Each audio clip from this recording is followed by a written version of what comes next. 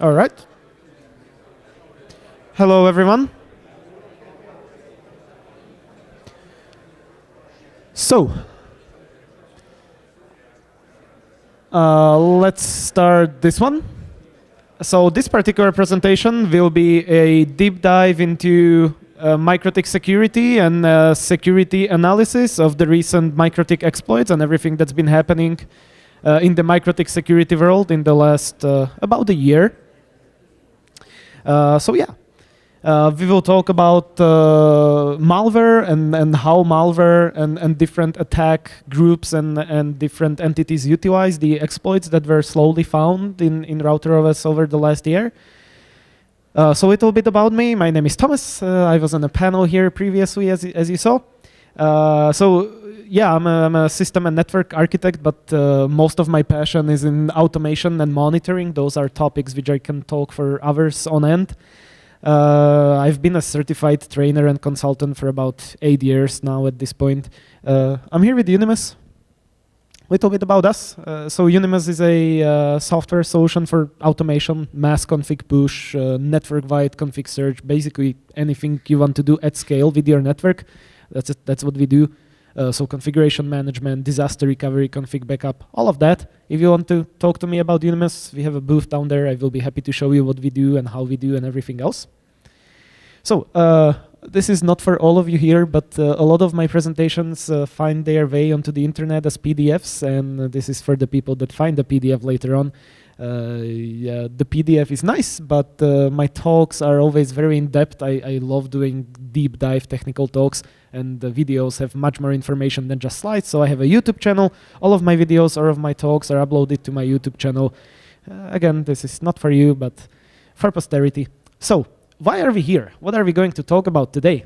Well, the number of attacks against RouterOS, against MikroTik routers, has dramatically increased in the last year, and even more so in the last 3 months. And I'm sure some of you have seen articles on the internet talking about hundreds of thousands of MikroTiks being attacked and exploited around the world, and it's been flying, and actually even in the last week, there's been articles from major news outlets about MikroTik security. So we are here to talk about all of that. We are here to discuss what has happened, how it has happened, and we are here to learn to defend by analyzing what has happened, by analyzing, what the attackers used in the past, the vectors, and what the exploits did. So we really want to learn how to prevent all of this from happening in the future. And then finally, we will discuss the current situation, because there has been some development actually just in the last couple of weeks. So we will talk about what's actually happening on the internet right now, what is the current up-to-date situation, what's happening, what's being exploited, how you can defend yourself, all of the things that I just mentioned. So a few things to discuss before we really start the presentation. First of all, RouterOS runs on Linux. So really, if you have access to the underlying Linux system, a MikroTik router really can do anything a normal Linux machine can. It's just Linux at the core of RouterOS. And RouterOS, of course, runs on many different architectures like ARM, MIPS, Tile, PowerPC, x86.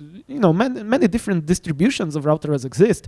But really, this is not an issue for the attackers at all. The fact that it's a router doesn't matter to the attacker. It's just a Linux machine, really, for the attacker, because they can compile their payloads to the proper target architecture. They can either cross-compile, or they can even compile directly onto ARM servers or MIPS boards. It just doesn't matter. For an attacker, it's not a router. It's a Linux machine.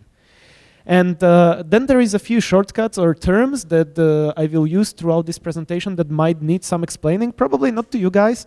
At least hopefully you know all of these, but let's go over them. So hopefully everybody knows what WikiLeaks is /r, right? So WikiLeaks is just a wiki kind of a website that leaks a lot of different internal and sensitive material from all kinds of different sources.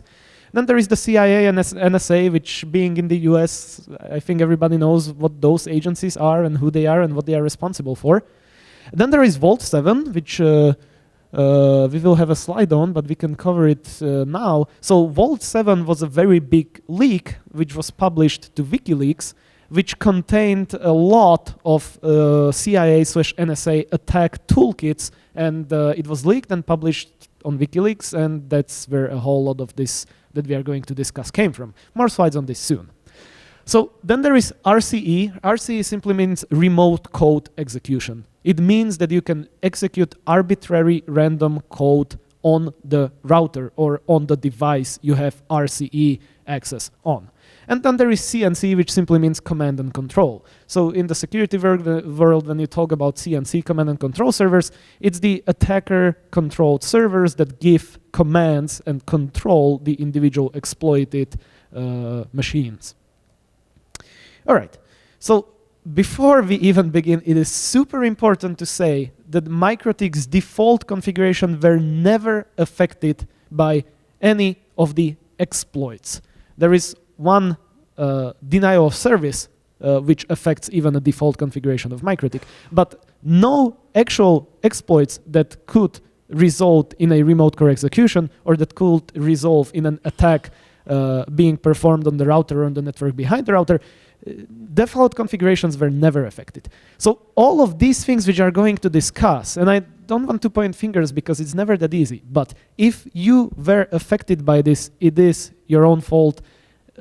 Again, I don't want to point fingers. I know it's never as simple as that, but if you ever were affected, it is because you either modified the default firewall or you reset a configuration and didn't configure firewall at all, which is sadly super common, or you had firewall, but it was not sufficient because it was not protecting the management services on the router, web, SSH, VINbox, API, etc. So this is not to shift blame to anyone. This is not to point fingers to anyone. But it is important to acknowledge MikroTik's role in this. And MikroTik's role really was that out of the box, MikroTiks are secure. They are not exploitable, what we are going to talk about here. So, yeah, and certainly the bugs and the issues, the vulnerabilities are in MikroTik RouterOS. So it's not like MikroTik is not to blame at all. But the point here is that every single vendor has bugs and vulnerabilities in their code. If you think big guy or big boy vendor gear is not affected, just take a look at the Cisco ASA security advisories. Take a look at Juniper. Last year, Juniper published 8 high-severity vulnerabilities in a single day. So this is not just a MikroTik thing. In the security world, every single vendor, it's just the nature of software development. There will be bugs. There will be code paths which result in remote code executions which are not protected. This is normal. In the MikroTik world, it hasn't been normal up until now. Up until perhaps a year and a half ago, MikroTik was a very unknown vendor. Sure, we in our industry know MikroTik and have been working with it for years, but worldwide and really on the security and especially attacker radar, MikroTik really hasn't been there up until a year and a half ago. And since there were those high visibility exploits that happened, MikroTik has gotten at the radar of a lot of these attackers that want to use them for their purposes. But this is normal. This is just how it is, and we just have to be prepared for it, and we just have to defend ourselves properly. This is not, uncommon. It's not switch to Cisco and that's the answer. That's not how it works. All right, so as I mentioned, to get over all the fluff, so we are here to learn how to protect ourselves from bad actors present on the internet. And basically, we are going to see how to make a MikroTik network secure against outside exploitation with an asterisk, because nothing connected to the internet is ever 100% secure. If you want 100% IT security, unplug the power, unplug the internet. That's the only way. But that doesn't mean we should not try our best, right? So how did all of this happen? So let's get into a little bit of recent history.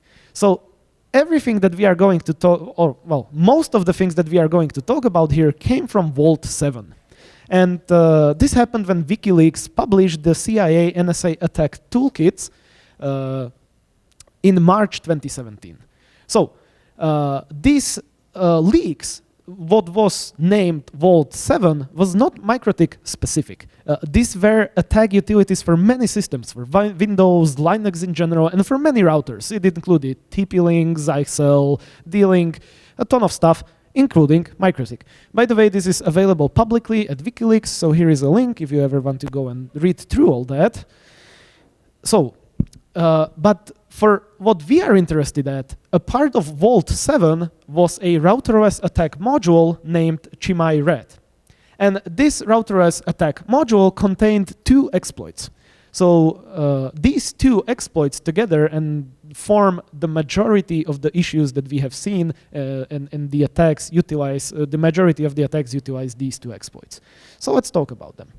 So the first exploit that Chimay Red revealed, or that WikiLeaks revealed by the Vault 7 leak, was a remote code execution exploit utilizing TCP port 80. So there was a vulnerability in the RouterOS web server, and just by seeing TCP 80, just by seeing the HTTP port open on a router, you had full remote code execution at the router, which means you had access to the underlying Linux systems, and you could do whatever you wanted. So yeah, this is called the Module 1 or Exploit 1 or Module 1 of Chimay Red. And yeah, this was quite bad because, as we mentioned, just by seeing the web interface of the router, you now were in full control of that particular router. So, of course, when you are in control of the Linux, underlying Linux system, you have full control to install whatever applications, deploy whatever attack payloads, do whatever you want, which of course includes access to any RouterOS functions and doing whatever you want in RouterOS itself, since that's built on top of Linux. So what did Chimay Red Module 1 really exploit? Well, it was meant and really could be used to deliver arbitrary payloads. It could really do and deliver anything to the router as long as that attack payload was compiled for the right architecture and flavor of Linux. So inside of Vault 7, no exact payloads were really made available. So we don't know what the original intent of CIA/NSA was and how they wanted to utilize these exploits. So that was not part of the leak, and we don't know. What was it actually used for in the wild, though, was a very widespread malware attack or malware family called VPNFilter. So VPNFilter, or what was named VPNFilter, it has nothing to do with VPNs, by the way. It's just an arbitrary name that was assigned to this exploit family. And yeah, it utilized the HTTP server vulnerability. But not much public data and not much public research is actually known how bad actors utilized this on RouterOS, because VPNFilter affected many different vendors, including Cisco, TP-Link, Netgear, even Ubiquiti. So VPNFilter was a big attack family that utilized many different exploits across many different vendors to build a very big botnet/zombie network. And so since exploitation was actually not very widespread on RouterOS compared to the other vendors and compared to the exploits that we will discuss further in this presentation, there is not much public research on what was done with the routers that were, with the MikroTik routers that were exploited. So how did MikroTik respond? Well, MikroTik released fixes to all branches of RouterOS pretty much immediately after Vault 7, so around March 2017. Note, VPNFilter hit in May 2018, a year later. And here we see something that will become a recurring pattern throughout this presentation. MikroTik released patches a year before this started being used for attacks in the wild. It's just that people don't update their routers. So a year after patches were available, people were still getting exploited and hit by this malware. So what was the impact? Yeah, quite small for MikroTik compared to other vendors, and especially compared to what we will discuss next. And as we mentioned, default config was never affected. Therefore, it seems actually that most of the MikroTiks on the public web have firewall for the web service. So the combination of these factors made VPNFilter not such a huge widespread problem for the MikroTik community, although it was a big problem for different communities of the different vendors that we mentioned. Okay, so how could you have defended against this? Or if you were exploited, what could you have done to not be exploited by this? It is super simple, just a firewall. As we said, VPNFilter utilized HTTP port 80, so the web server within RouterOS. If that was firewalled, you could not have gotten exploited. So simply do not allow public access to the web service. That's option 1. Option 2, make sure your RouterOS is up to date. So this was fixed a year before it was exploited in the wild. So even if you didn't have firewalling on the web service, if you update it at least once in that year of time frame between the fix and the exploit, you would have been okay. All right, so if you were exploited, how to remediate? The only answer here is net install. Anything less than a net install is not a fix. Because this was an RCE, remote code execution, the underlying Linux was compromised. This means the attackers can easily create hidden partitions. They can load things into the init system of Linux. They can do all kinds of things with just a configuration reset will not fix.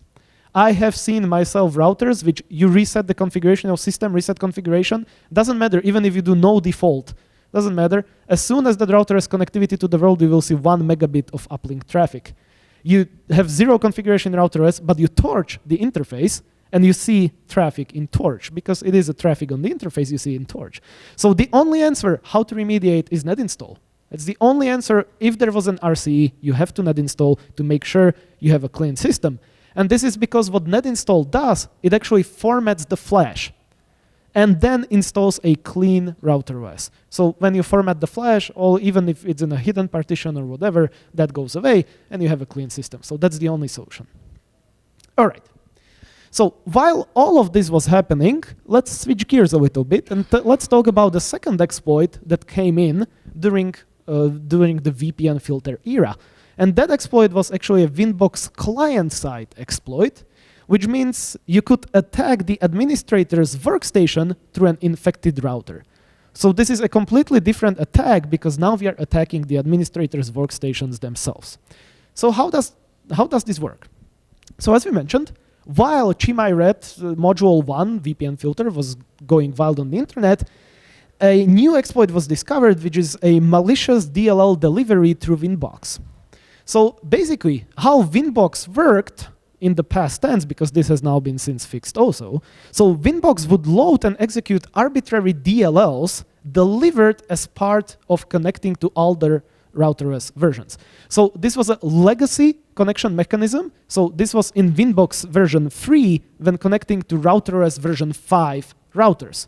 So as part of how VINbox worked with RouterOS version 5, the router itself sent DLLs to VINbox, and VINbox loaded and executed those DLLs that were delivered from the router. As I said, this was in version 5, not in version 6 anymore. In version 6, the router doesn't send any DLLs to VINbox anymore, but VINbox still supported this for backwards compatibility of connecting to older routers with the new VINbox. So sadly, no signing or verification of the delivered DLLs was done, and this allowed arbitrary code execution on the system running VINbox. So this, as we mentioned, is an attack on the computer of the admin connecting to the MikroTik. So in effect, somebody could compromise your PC just by having you connect to a malicious router with VINbox. So let's visualize this. And that's fairly simple. You just have an infected MikroTik. You connect with VINbox to the infected MikroTik, and suddenly your PC has been pawned. So yeah, malicious DLLs were delivered from the infected MikroTik. Those DLLs were loaded and executed by VINbox, and now you have a rootkit on your personal computer. So when did this appear? Actually, in March 2018, the first VINbox DLL injection exploits were discovered running in the wild. So how this worked, it was a two-stage exploit. So ChimIRED was used to deliver payload to the router. And then when the administrator connected to the router with VINbox, that was used as a second stage to deliver malicious DLLs to the computer and infect the administrator's computer. So it's a two-stage exploit. So MikroTik's response as always, MikroTik responded very fast. A new version of VinBox was released in short order in a matter of days after this has gone public, and VinBox does not support loading DLLs anymore at all. This has a side effect in that connecting to older RouterOS devices is no longer possible with newer versions of VinBox. So newer versions of VinBox v3 cannot connect to RouterOS v5 anymore because they simply do not accept DLLs at all. So what was the impact of this? Well, the impact is actually unknown, but is very likely to be extremely small. First of all, because this was a two-stage exploit. Second of all, because VPNFilter, MikroTik was not really affected that much by it. So yeah, it's a two-stage exploit, and you have to somehow coax the admin to connect to an exploited router. But it is speculated, and there is some research by security researchers that shows that this attack was actually used as a very narrow, targeted, focused attacks against specific by specific state actors against specific targets. So these are just rumors. There is, of course, no official confirmations with this. There is just security researchers who try to figure out what happened and how it happened. So you are very unlikely to have been affected by this. It was just very focused and specific attacks by against a certain group of people. So how could you have defended? Well, first of all, keep your VinBox up to date. If you update VinBox, you're no longer vulnerable. Second of all, protect your router so that it doesn't get seeded with malicious DLLs. As we mentioned, this was a two-stage attack. So if your router couldn't get exploited, you could have never got exploited further using the second stage. And number 3, don't connect to unknown routers, because if you connect to an unknown router, you don't know what the state of that router is, and therefore it could be used to seed those malicious DLLs. So just to break it out a little bit so nobody falls asleep, how many of you use PuTTY/VinSCP? All right, almost everyone.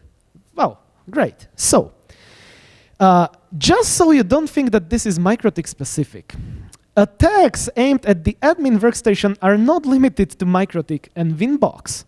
Just because this happened to VinBox doesn't mean that it doesn't happen somewhere else. Specifically, March this year, 2 weeks ago, multiple high-severity vulnerabilities were announced in PuTTY. So these actually allow an attacker to deliver malicious payloads to your workstation just by having you connect to a SSH session using PuTTY. So this is not just a VinBox thing. And you will, again, this will be a recurring thing through this presentation. Security is complicated. And you have to really watch every step of what you are doing and make sure you're up to date at everything. So this is not MikroTik specific. You could be getting a rootkit on your personal computer today if your PuTTY version is not up to date, because 2 weeks ago, yeah.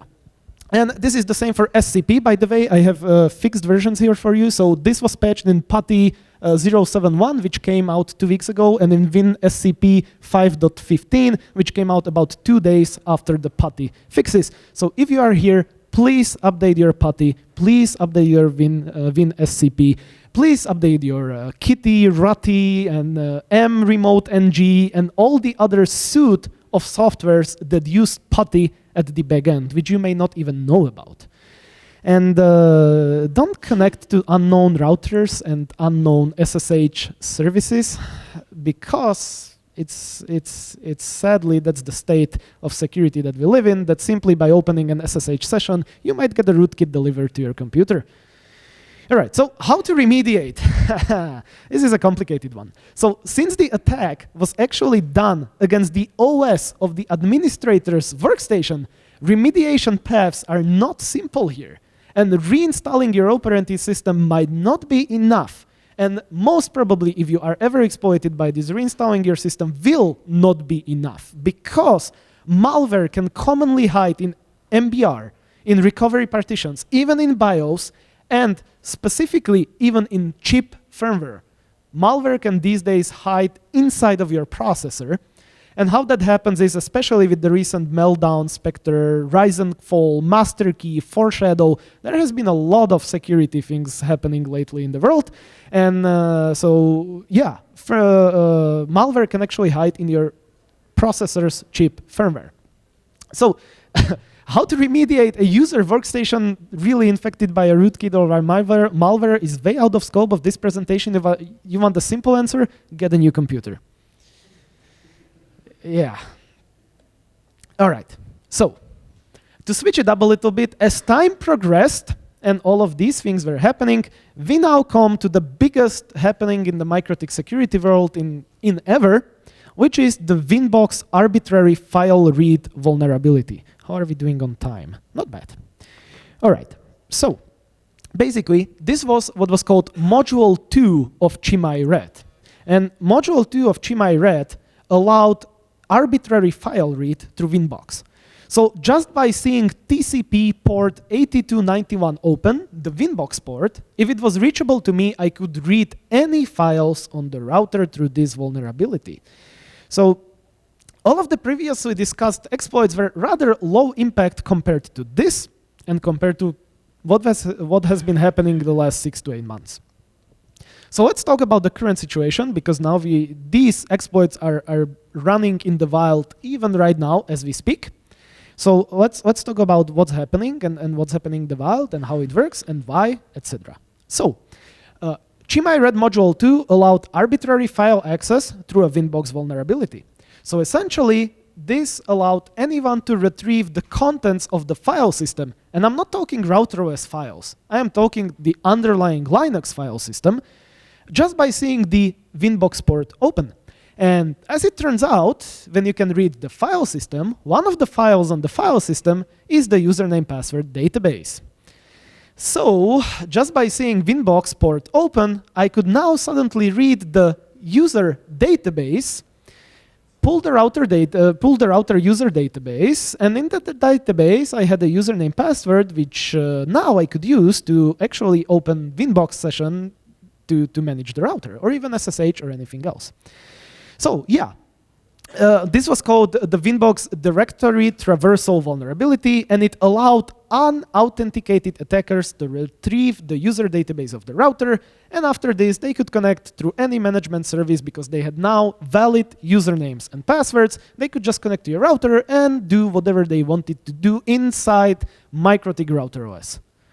So essentially, if I saw TCP 8291, the VINbox port open, I owned the router. It was mine. And so in the first days of August 2018 was when this particular attack vector started being really massively utilized, and a botnet attack successfully exploited over 200,000 routers in Latin America. This was the first wave of mass RouterOS exploits / attacks. And yeah, that was the first time the VINbox vulnerability was used. So what was MikroTik's response? Do you see the recurring pattern yet? This was patched half a year before it was used to exploit all of those routers. So here are the patched versions. So this was fixed for half a year, and yet it managed to successfully exploit 200,000 routers in its first week of public exploitation across the internet. That's just the first week. Now we are going to get a little bit further. So there are actually many different variations of malware running wild using ChimaiRed Module 2. I know of at least 6 different separate families of malware that are distributed by various botnets. And so what was the impact? The impact was huge. Yeah, it was huge. It turned out many routers had the VINbox port publicly accessible to the internet. In Latin America alone, 200,000 routers exploited. And since the discovery of these original exploits, security researchers estimate around 600,000 MikroTik routers around the world have been exploited by ChimaiRed Module 2. And currently, as we are speaking, there are about 400,000 plus routers still vulnerable, waiting on the internet to be exploited. So the impact here is huge. So let's talk about let's talk a little bit about what the attackers actually did once they had access to these routers. So what did the malware do? What was the point? And so let's start with the original variant 1, what I call the original attack family. And its goal was very simple: to mine cryptocurrency, to make money. So the original malware wave inserted crypto mining JavaScript into any website visited by the client behind the router. Very simple. You browsed the internet behind an infected router. You were mining Monero. Monero is one of the cryptocurrencies out there which can be mined in JavaScript. So you browse the internet and you mined Monero for the attackers. Attackers were slowly identified and caught, so multiple Monero wallets were identified, some were seized, there was a lot of drama on the internet as it happens, and it was generally not fun for the people affected by this. So how was this done? So at this point in time, as we mentioned, this was in August, in first days of August 2018, so like half a year ago at this point. At this point in time, this particular vulnerability, the directory traversal vulnerability, was only, the attackers were only able to gain RouterOS access. This changed later, but let's leave later for later. So at this particular point, this utilizing this attack vector gave the attackers access to RouterOS. And by having access to RouterOS, they enabled a web proxy. NAD rules were inserted to transparently redirect any web traffic to the web proxy. Real sneaky, real smart. So then multiple scripts were put on the router that served as command and control delivery methods. So schedulers were configured to pull configuration from CNC servers, which gave basically the attackers a way to update the payloads on the router. And yeah, so let's visualize this. It was rather simple. There was any computer behind an infected router wanted to go to the internet. On the router, you had a NAT redirect rule, which transparently redirected that web traffic to the web proxy. Then the actual web page was retrieved, but when it was retrieved, the malicious JavaScript was inserted into the web page and passed to the client, and therefore client, completely unbeknownst to the client, was getting injected the mining JavaScript into all of his web traffic. So what were the common symptoms on the exploited routers? There was a service user that was created. A bunch of new scripts were added to the routers. A new scheduler entry was added, which served as the way to refresh, for the command and control to pull new configurations. Web proxy was enabled. NAT and firewall were modified. And the attackers were very nice to set your log size to 1, just so you wouldn't know what has happened to your router. So that was the first generation. Soon after, literally a couple of weeks after the first generation of attacks, the attacks started evolving. And what came next was what I personally call the second generation of attacks, which was even more sophisticated because it set up SOCs on the router. And by setting up a SOCs proxy on the router, this allowed attackers direct access to the local network behind the router through the SOCs proxy. And the proxy was also used to attack third-party services anonymously. So let's visualize these two attacks. Okay, how was this done before that? So yeah, easy. SOCs proxy was turned on. And if any of you know what SOCs proxy is, it is a proxy that can proxy arbitrary packets to the inside of the network, or at least that's how it was used in this particular attack. So basically, attackers could directly attack machines on the LAN. It doesn't matter if the machine has a private IP address. None of it matters. There is a SOCs proxy. You can attack it directly. And the internal network was completely open to the attacker. And also, as we mentioned, having that proxy on the router allowed attackers to anonymously attack third parties. So let's visualize it. There was attacker on the internet, there was an infected MikroTik, there was a PC on the local network, and the attacker just directly connected and exploited or attacked the local network resources. The other option was that attackers use the SOCs proxy to anonymously attack third-party victims. And this is because utilizing the proxy masks the attacker. To the victim, the attack seems to be coming from the infected router. All right, so symptoms. The symptoms were very similar to variant 1. So service user was set up, all of the scripts and schedules and everything were set up. But on top of that, a SOCs proxy was enabled and reconfigured to allow to facilitate those other attacks that we just discussed. All right, so the attacks were getting much more sophisticated, and actually variant 1 and variant 2 soon merged into a single malware attack family. And now you could find web proxy and socks and everything else deployed together really commonly. And this gives you an idea that either the same attackers were behind both of these particular attack variants, or they just got together and shared and pooled their resources, or who knows what happened. We will never know. All right, so variant 3. So not long after the first generation came more new attacks and more new variants. The attackers were getting really crafty at this point. And so this time for variant 3, DNS interception and redirection was the goal. As it turns out, when you have control of the router, you can enable the DNS server, and then you can use a malicious DNS upstream server.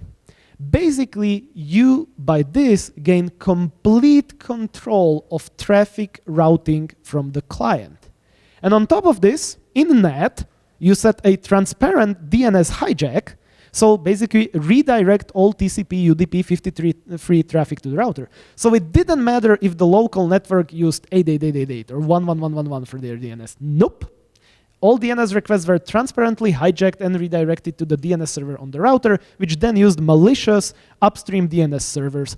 And by this way, the attackers gained complete control of traffic routing from the local network. So this is pretty scary, as you can imagine, because now the attacker literally controls all the traffic flows out from the network behind the infected router. So if you're ISP, if you are an ISP, which you probably are being here, if your edge router got exploited, your entire network downstream, all of your customers were at the complete mercy of the attackers, and attackers could do forward the traffic and route the traffic, route not from a networking perspective, I hope you know what I mean here, wherever they want. And there are so many possible attacks here that you could bootstrap by this mechanism. You know, did you go to your internet banking webpage?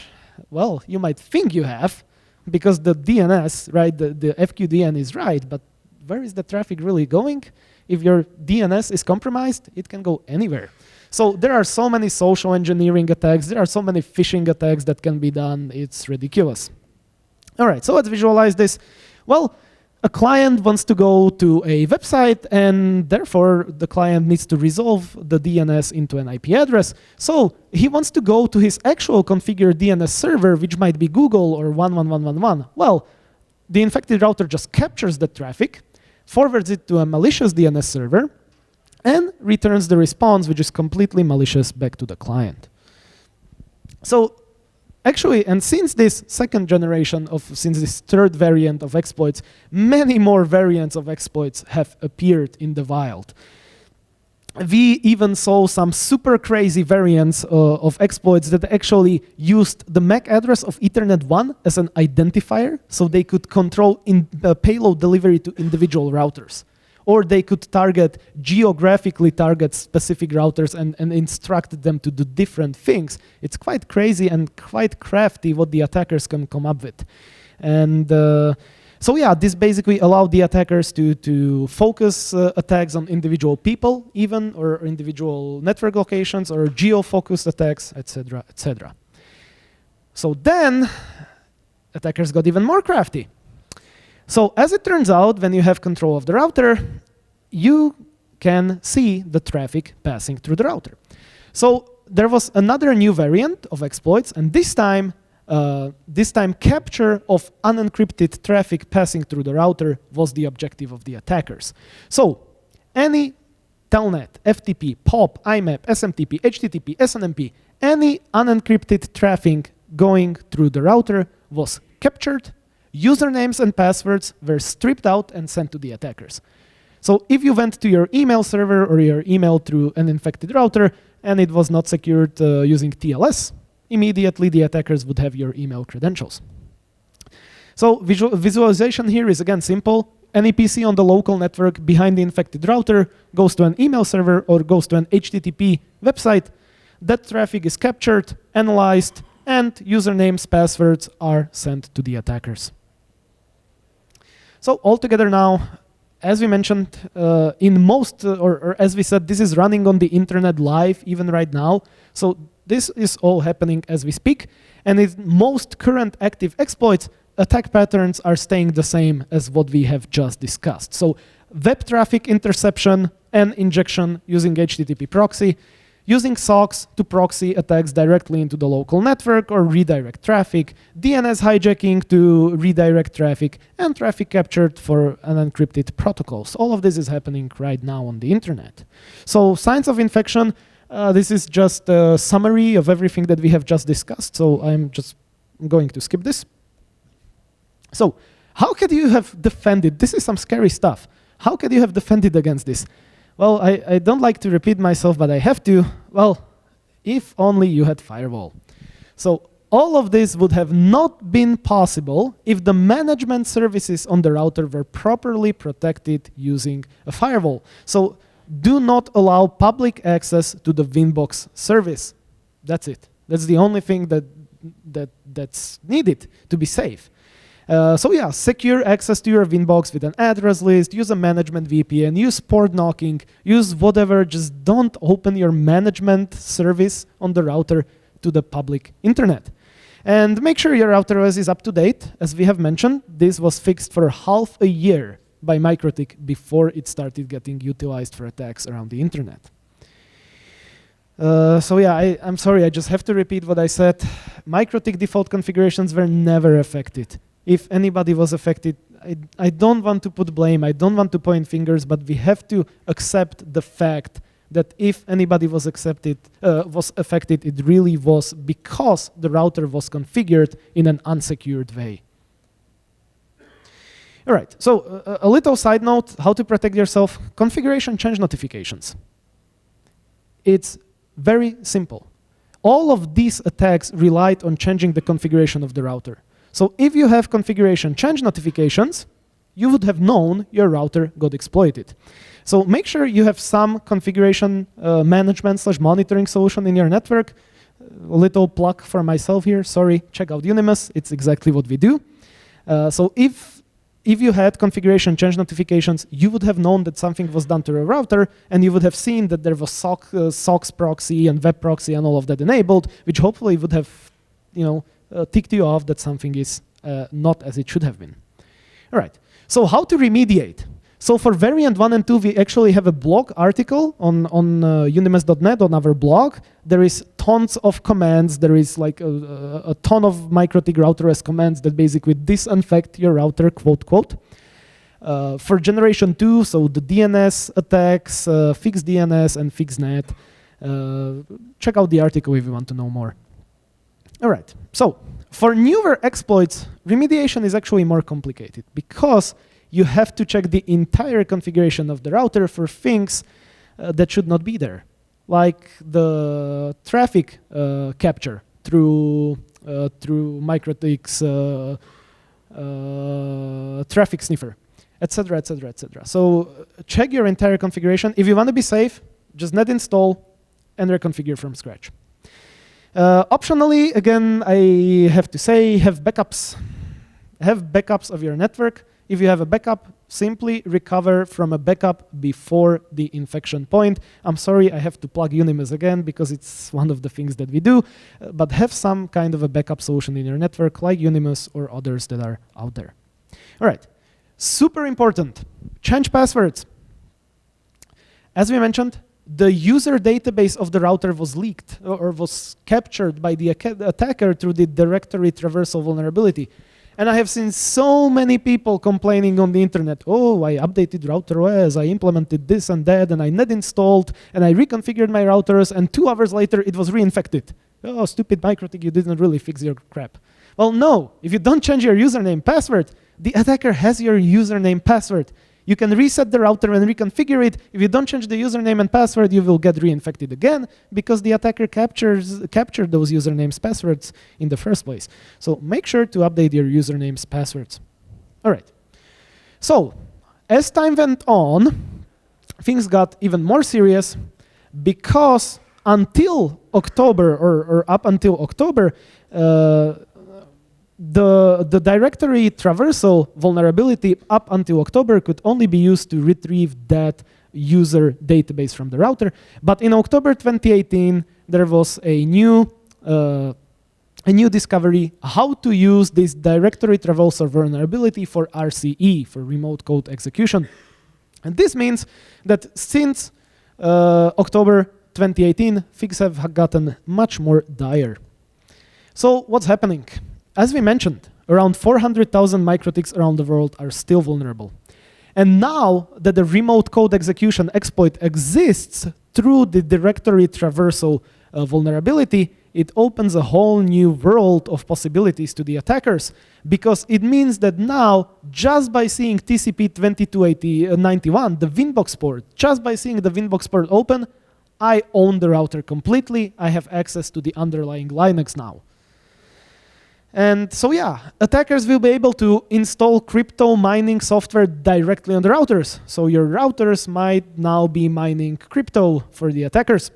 The attackers can install malware that won't go away when resetting the configuration. As we mentioned, they can set up hidden partitions, they can change the init scripts and the init system inside of the router. There is all kinds of stuff. They can attack the local network directly from the router. They can install whatever they want on the router and attack the network. They can attack the ISP's infrastructure directly from the routers of their customers, etc., etc., etc. There is so many things. So, as we have said before, if your router has ever got compromised or will be compromised in the coming days, the only way to be safe is to net install the router, because there is an RCE, and using the RCE, the attackers have access to the underlying Linux. So the only way to be safe is to net install. So now let's go even further. So in February 2019, yet another new exploit was published. And this one was utilizing the dude agent. There is a dude agent inside of the system RouterOS package. A vulnerability was discovered allowing arbitrary packet forwarding to the internal network using the dude agent. So this allows the attacker to attack the internal network through a MikroTik just by seeing the VINbox port open. So what is the answer? Have firewall, don't expose the VINbox port to the public internet. So visualization is super simple. There is an attack server on the internet, there is a vulnerable MikroTik, and the attack server directly attacks the local network through this vulnerability. As the story goes and as the repetition goes, this has already been fixed and patched by MikroTik. For your information, these are the fixed versions. So this is already fixed. Make sure you are up to date or you have a firewall. And now we go to last week. So last week, a new IPv6 vulnerability was discovered and published on the internet. This one, however, it's just a DOS vulnerability, a denial of service, not a remote code execution vulnerability. And this particular one, basically a router reboot can be triggered with specifically crafted IPv6 packets. And as the story goes yet again, this has been patched by MikroTik. So make sure you are up to date. If you are running IPv6, this basically means that anybody can reboot your router. And so please make sure you update. Please make sure you are safe from this. This is a rather, yeah. So what are your takeaways from this presentation? What should you do to be safe and to not fall to any of these things? Well, first of all, secure the management ports on your routers. It's that simple. It's what I mentioned and what I have been sadly repeating from the start. Just have firewall and update your RouterOS and update your VINbox. Net install all the affected routers and make sure to change passwords on all the routers that were ever affected by any of the exploits. And have configuration change notifications, have backups, have Unimus or something similar that does this for you, which makes it much easier to spot when this happens to your network and makes it much easier to recover when this happens to your network. So that's it. How are we doing on time? Okay, we don't have time for any questions. Sorry. If you have any questions, just come and see me. I am down there at the booth. I will happily talk to you. So some additional resources. As I mentioned, I have a YouTube channel. All of my videos, I really like doing technical, in-depth presentations. I have stuff on IPsec, on MPLS, VPLS, automation. You can find all of that on my YouTube channel. I am a part of the Brothers Wisp, as you saw on the previous panel, bi-weekly networking podcast. So give us a listen to if you like. And thank you very much for your attention. If you want to talk about this, if you have any questions, just find me down there at the Unimus booth. Thank you.